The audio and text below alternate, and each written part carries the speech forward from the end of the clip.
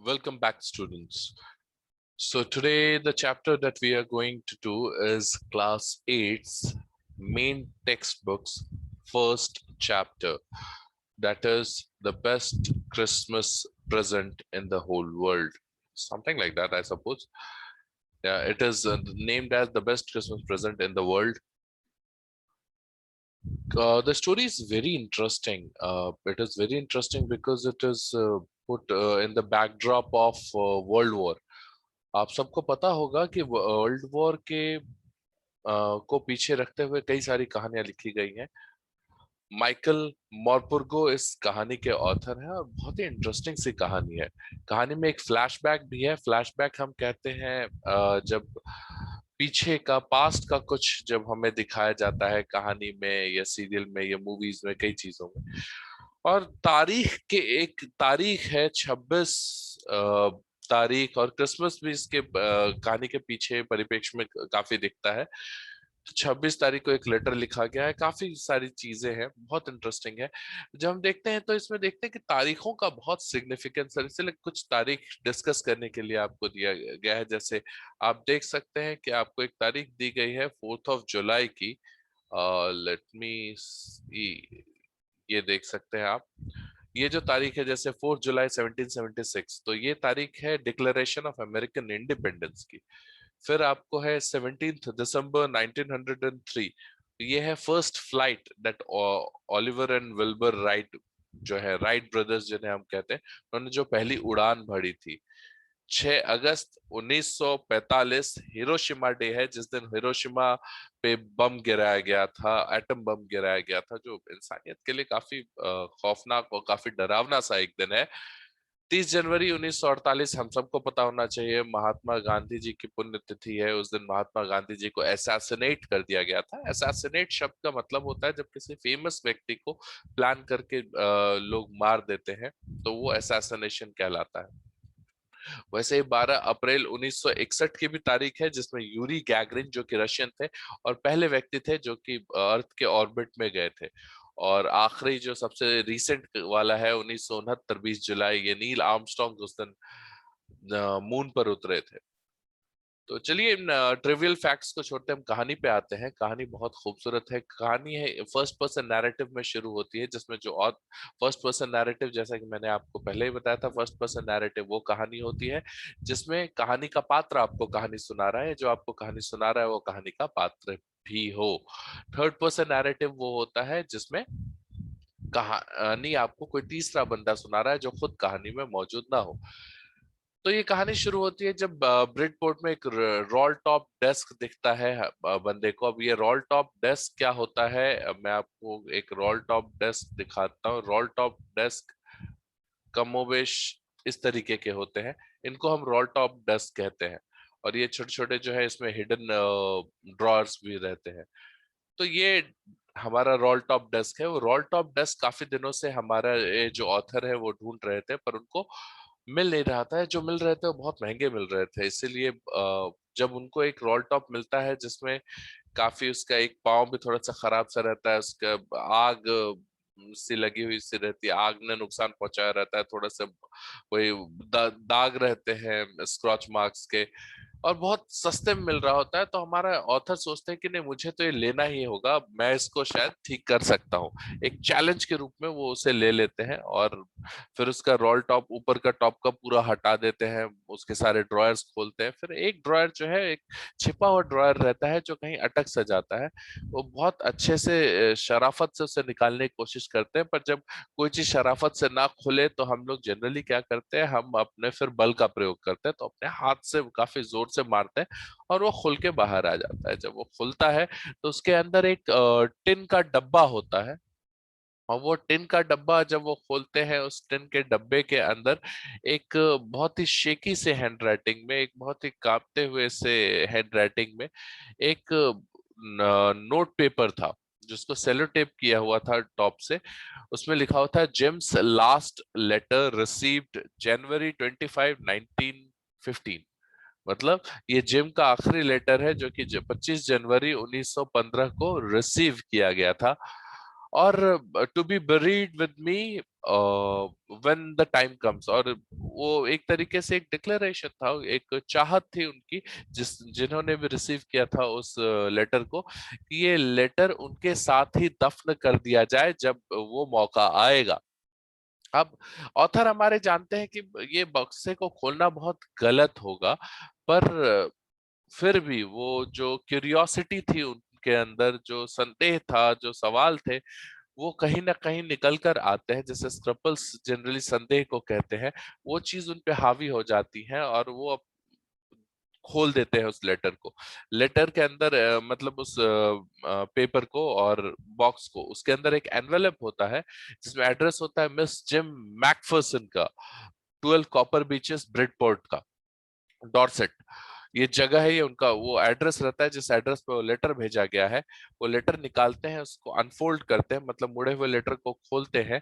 उसमें पेंसिल से लिखा गया था और डेट थी 26 दिसंबर 1914, 26 ऑफ दिसंबर 1914। अब ये सोचिए, 26 ऑफ दिसंबर 1914 को वो लिखा गया था। और ये पहला पार्ट हमारा यहाँ पर खत्म होता है। बहुत इंटरेस्टिंग सी चीज है अब कहानी जो आगे बढ़ती है, क्योंकि कहानी अब पूरी तरीके से लेटर में चल जाती है, और उस लेटर में क्या लिखा हुआ था वो आगे की सीट ले लेता है हमारे पूरे दूसरे पार्ट में। लिखा हुआ था, डियरेस्ट कॉनी, कि मैं अब तुम्हें बहुत ही खुश मिजाज में ये लेटर लिख रहा हूं, और मुझे बताना पड़ेगा, कि अफसोस से बताना पड़ेगा कि ये मैंने नहीं किया, ये फ्रिट्ज ने किया। फ्रिट्ज, अब जो उनके जो जर्मन थे उनके बारे में कहा गया है। आप समझिएगा कि अ, ये 3-4 दिनों के लिए पोप पोप जो धर्म गुरु होते हैं पूरे विश्व के धर्म में सबसे बड़े धर्म गुरु हैं ईसाइयों के, पोप ने बड़ी मेहनत करके क्रिसमस के वक्त 1914 में जब जंग शुरू हुई थी, 1914 में ही सेकेंड वर्ल्ड वॉर शुरू हुई थी, आप लोगों को पता होगा, जुलाई में। तो बहुत मिन्नतें करके दोनों देशों की सरकारों को, जो ब्रिटेन और जर्मनी है जो मुख्य प्रतिद्वंदी वहां लड़ रहे थे, उन दोनों देशों की सरकार, जितने भी लोग इन्वॉल्व थे उस वर्ल्ड वॉर में, सबसे रिक्वेस्ट किया कि भाई कम से कम एक सीज फायर होना चाहिए हमारा इसके क्रिसमस के दौरान। तो क्रिसमस के दौरान 4 दिनों के लिए लड़ाई रुक जाती है, लड़ाई नहीं होती। ये बहुत इंटरेस्टिंग सी चीज है, जो अलग से एक फैक्ट हम लोगों को पता होनी चाहिए। फिर क्या होता है, वो बताते हैं कि भाई हम सब अपने ट्रेंचेस में जो गड्ढे बनाकर जो छुपे रहते हैं, जो छोटे छोटे घर से बने होते हैं, सब उसमें पहले पिछली सुबह हम सब वहां पे खड़े थे, क्रिसमस की सुबह थी, और बहुत ही शांत सुबह थी, जैसा क्रिसमस के दिनों को चिल्ड होना चाहिए, ठंडे होना चाहिए, वैसे ही ठंडे थे। और जितनी खूबसूरत मैंने दिनों को देखा है, वैसे ही उसमें सबसे खूबसूरत दिनों में से एक था। और मैं आपको कैसे, मैं चाहता तो था कि ये बोलूं कि मैंने किया, पर अफसोस कि मैंने नहीं, ये दूसरों ने, फ्रिट्ज ने किया।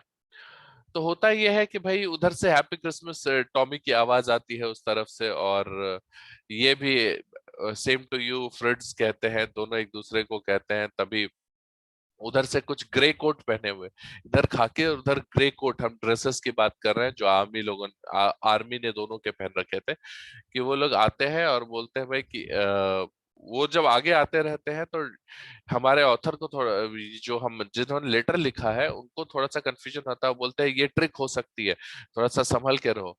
पर कोई ट्रिक नहीं थी। जो एक के बाद एक जो जर्मन्स हैं वो बॉटल्स लेते हुए क्रिसमस डे पे, टॉमी, हमारे पास बहुत सारे सॉसेजेस हैं, सॉसेजेस नॉन वेज का आइटम है, वो कीमा कस्म का होता है, तो सॉसेजेस लेके आए, हमारे पास बहुत सारे सॉसेजेस हैं, आओ साथ में बैठते हैं। और फिर ये सारे लोग जो है, दोनों तरफ के सारे सैनिक, वो नो मैंस लैंड में, नो मैंस लैंड वो एरिया होता है जो किसी के भी कब्जे में नहीं होता। जब युद्ध हो रहा हो तो एक ऐसा एरिया होता है जो किसी के कब्जे में नहीं होता, जहां पर युद्ध चलता है, तो वो नो मैंस लैंड में दोनों तरफ से लोग आके बैठते हैं, ग्रे कोट्स, खाकी कोट्स दोनों मिलते हैं। और वो वॉर के बीच में, कहीं ना कहीं उस जंग के बीच में, ये लोग पीस कर रहे होते हैं। वो कहते हैं, हमारे लेटर को जिन्होंने लिखा है वो कहते हैं कि कौनी, तुम इमेजिन भी नहीं कर सकते कि क्या फीलिंग्स थी हमारी जब मैं वो फ्रिट्ज ऑफिसर जो थे, जो जर्मन ऑफिसर थे, उनकी नजरों में देखा, और उन्होंने हाथ आगे बढ़ाया कि हांस वोल्फ।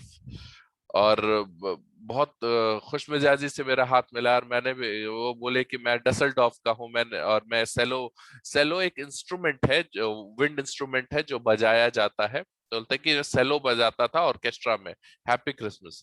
तो इधर से हमारे ऑथर भी बताते हैं कि मैं कैप्टन जिम मैकफर्सन हूँ। अब और बोलते हैं कि आपको भी हैप्पी क्रिसमस, और मैं डॉर्सेट में एक टीचर था। अब इससे दो चीजें समझ में आती है कि जिम मैकफर्सन ने जो है वही हमारे उन्होंने ही लेटर लिखा है, और वो जंगे मैदान से लेटर लिख रहे थे क्रिसमस के अगले दिन। दूसरी चीज जो हमें समझ में आती है वो ये कि शायद जब वर्ल्ड वॉर हो रहा था तो हर प्रोफेशन के लोगों को वॉर से जुड़ना पड़ रहा था मजबूरन। आप देख सकते हैं कि एक व्यक्ति है जो कि ये आपका इंस्ट्रूमेंट बजाते हैं ऑर्केस्ट्रा में, वो भी लड़ रहे हैं, एक तरफ से वो वहां के इंचार्ज है, इधर जो दूसरे तरफ वो एक टीचर है, पर वो भी लड़ रहे हैं, लड़ाई का हिस्सा बने हुए हैं सब लोग। तो कन्वर्सेशन को आगे बढ़ाते हैं, जो फ्रिट्ज है, जो जर्मन हेड होते हैं, वो बोलते हैं अरे डॉर्सेट, मैंने सुना है इसके बारे में। वो बताते हैं कि भाई कैसे उसको इंग्लैंड के बारे में इतना कुछ पता था और इतनी अच्छी अंग्रेजी बोल लेता था वो जो जर्मन फ्रिट्ज जो है, और उसने कभी वो इंग्लैंड आया नहीं था, ना इंग्लैंड देखा था, वो सिर्फ किताबों में पढ़ पढ़ के उसने इंग्लैंड के बारे में सब कुछ जाना था। लेकिन पूरे नोमेंस एरिया में सारे लोग खा रहे थे, पी रहे थे, स्मोक कर रहे थे, हंस रहे थे, बातचीत कर रहे थे। उसने बोला कि यार मेरे तुमने जो क्रिसमस केक बना के भेजा था वो मार्जिपान केक था, तो वो केक भी मैंने उसे खिलाया, और उसने कहा कि फ्रिट्ज ने कहा कि फ्रिट्ज की जिंदगी का सबसे अच्छा मार्जिपान केक है, जो मैं भी एग्री किया। उसके बाद किसी ने बोला कि मुझे पता नहीं किसने, पर किसी ने वो फुटबॉल उछाल दी हमारे बीच, और तभी सारे ग्रे कोट्स जो है, जितने कोट्स थे सबके ग्रेट कोट्स, वो सारे कोट्स दोनों तरफ से रखकर गोल पोस्ट बनाया गया, और फिर सब क्लैप करने लगे, फुटबॉल होने लगा। तो तभी वो कहते हैं, फ्रिट्ज कहता है कि भाई जिम मैकफर्सन कितना अच्छा होता ना कि अगर हम इस वॉर को ऐसे ही सुलझा लेते एक फुटबॉल मैच के ऊपर, और कोई भी बच्चे इससे अनाथ नहीं होते, कोई भी महिलाएं इससे विधवा नहीं होती।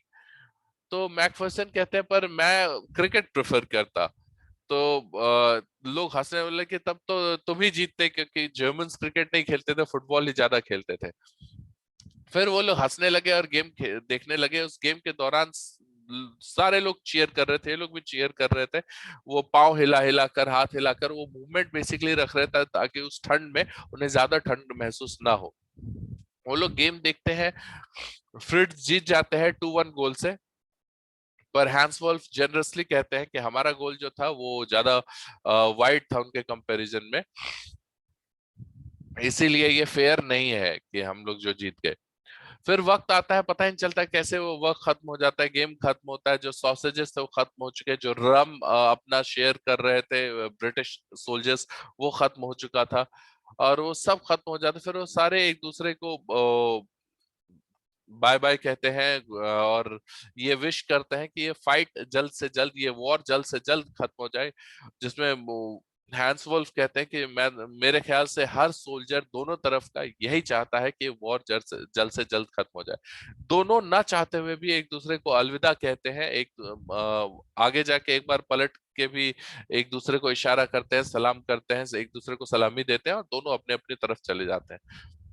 उस रात जो है दोनों जब अपने अपने डगआउट में आ जाते हैं, डगआउट एक शेल्टर है जो जमीन में गड्ढा खोद के बनाया जाता है छिपने के लिए, सोल्जर्स बनाते हैं। तो डगआउट में जब बैठे रहते हैं तो उधर से काफी अच्छे सुर में जो फ्रिट्स थे, जो जर्मन सोल्जर्स थे, उन्होंने स्टिल नास्ट साइलेंट नाइट करके एक क्रिसमस कैरल है। क्रिसमस कैरल जैसे हमारे यहाँ शादियों में या अलग अलग फंक्शंस में लोकगीत गाए जाते हैं, तो वैसे क्रिसमस में जो गाने गाए जाते हैं क्रिसमस कैरल कहते हैं हम उसे। तो क्रिसमस कैरल गाए जा रहे थे, जिसका जवाब इधर से ब्रिटिश सोल्जर्स ने वाइल्ड शेफर्ड्स वॉच्ड गाकर दिया। और फिर चलते चलते ये क्रिसमस कैरल्स चलते रहे, दोनों ने एक दूसरे को वाहवाही करी, और वो रात गुजर गई। वो कहते हैं जिम मैकफर्सन अपने लेटर में कि भाई ये एक ऐसा दिन था जो मैं अपने जीवन में कभी नहीं भूल पाऊंगा, एक बहुत ही बेहतरीन दिन था, एक बहुत ही खुशनुमा दिन था, कि जब हम सारे लोग ये पीस करने की कोशिश कर रहे थे इस वॉर के बीचों बीच। फिर वो कॉनी को कहते हैं कि मेरे प्रिय कॉनी, जो उनकी वाइफ है, जिनको वो लेटर लिख रहे हैं, कि मेरे ख्याल से अगले साल के क्रिसमस तक ये वॉर खत्म हो जाएगी, कुछ भी ये वॉर और कुछ नहीं रहेगी, बस एक पुरानी सी याद बनकर रह जाएगी।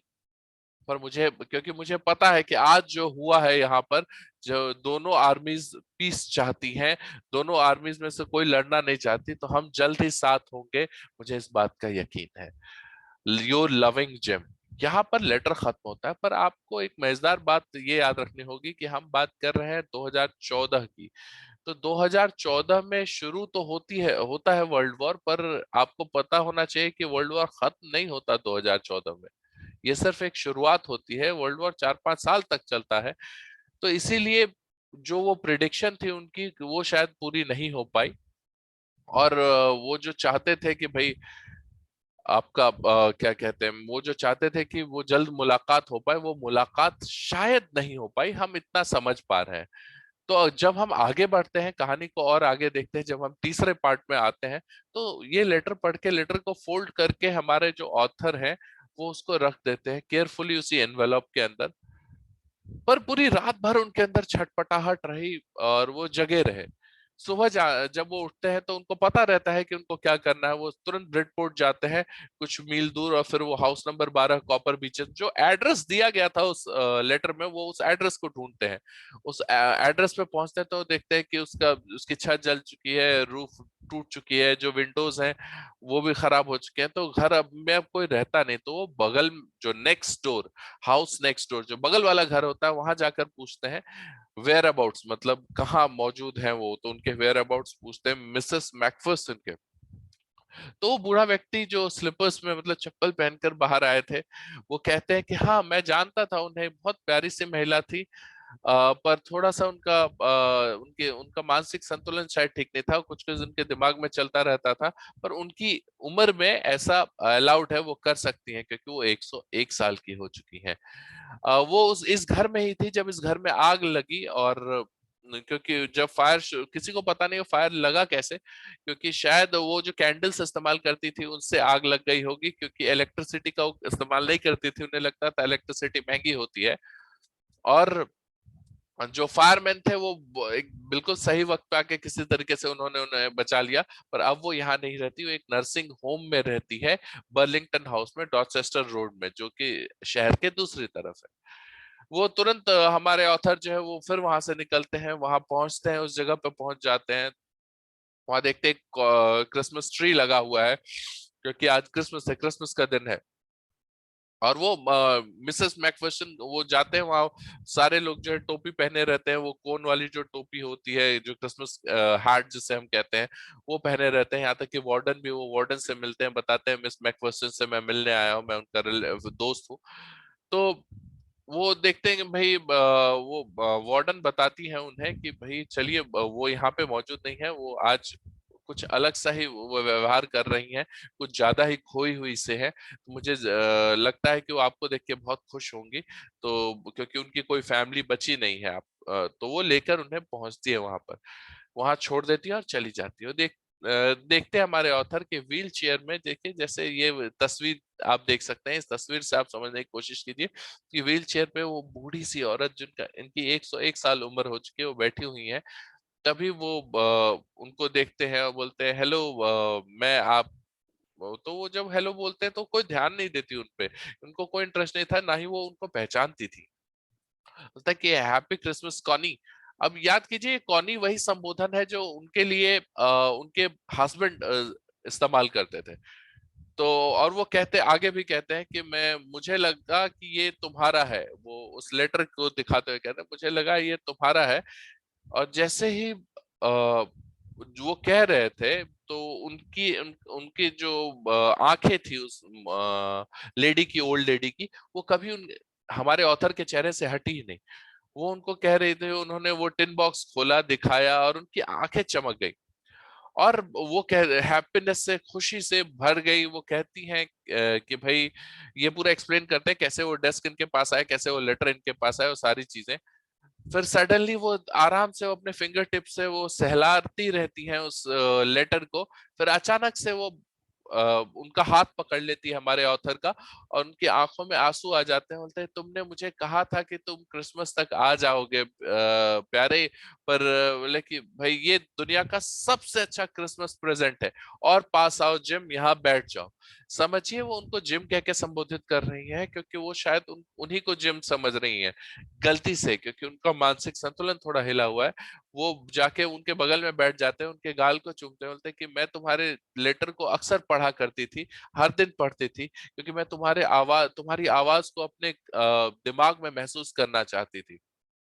ये हमेशा मुझे ये महसूस कराता था ये लेटर, कि भाई तुम मेरे पास मौजूद हो, और अब जब तुम वापस आ गए हो तो क्या तुम ये मेरे लिए कर दोगे, एक बार अपनी आवाज में इस लेटर को पढ़ के मुझे सुना दो, और शायद तब हम एक कप चाय भी पिए, और वो क्रिसमस केक भी खाएं मार्जिपान वाला, जो मैंने तुम्हारे लिए बनाया था। मुझे पता है तुम्हें मार्जिपान बहुत पसंद है। अब यहाँ एक इंटरेस्टिंग सा सवाल ये आता है कि सबसे बेस्ट क्रिसमस गिफ्ट क्या थी उन ओल्ड लेडी के लिए? क्या वो लेटर सबसे अच्छा गिफ्ट था, या फिर उनकी नजर में जिम का वापस आ जाना उनके लिए सबसे बेटर क्रिसमस गिफ्ट था? इस पे सोचिएगा। उम्मीद है आपको कहानी पसंद आई होगी, और इसके अगर आपको कोई डाउट्स हो, कोई क्वेश्चंस हो, तो please do keep me posted. Thank you very much.